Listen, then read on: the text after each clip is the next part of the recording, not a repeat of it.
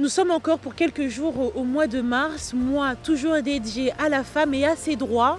Et Anastasie Tudièche a pu rencontrer pour nous le docteur Mukwege, qui est synonyme pour beaucoup d'espoir.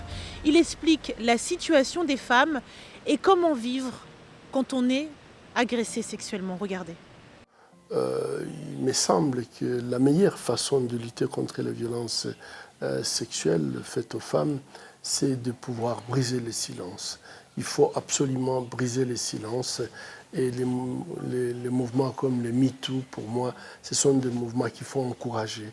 Puisque le silence, en fait, c'est un système créé par notre société patriarcale où la honte va plutôt chez la victime au lieu d'aller chez le bourreau. Est-ce que vous avez le sentiment que le droit congolais est suffisamment armé pour protéger les femmes? Et s'il l'est, est-ce qu'il est suffisamment appliqué? Et s'il n'est pas appliqué, qu'est-ce qu'il faut faire pour qu'il soit appliqué?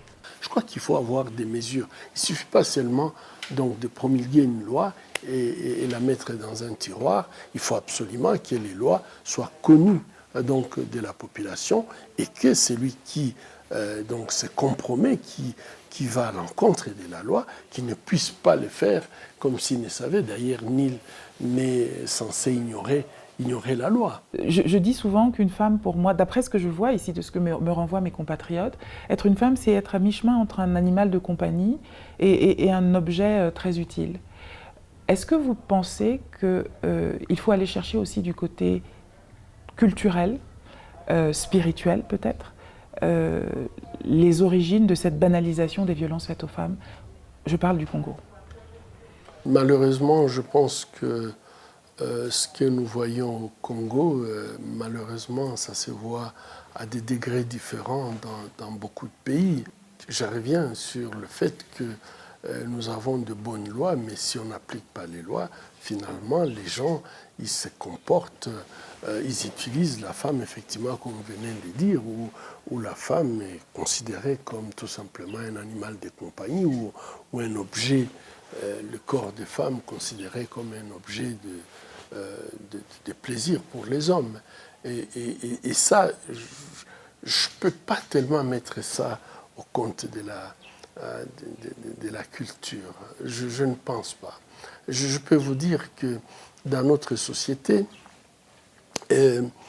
vous êtes congolaise, dans beaucoup de tribus, je sais que le corps, lorsque la femme dévoile son corps, ça peut porter malédiction. Donc le corps des femmes est sacré. Quand je vais un peu plus loin dans le raisonnement, je trouve que la cause, elle est beaucoup plus géopolitique. Je crois que, madame, il y a eu un changement. Il y a eu un changement, il y a eu une destruction de notre tissu social. Il y a eu cette destruction de notre tissu social fait qu'aujourd'hui, il n'y a aucune considération que la société a par rapport à cette femme qui a toujours été vénérée, cette femme qui a toujours été considérée comme en fait le pilier de la société, de la famille, de la société.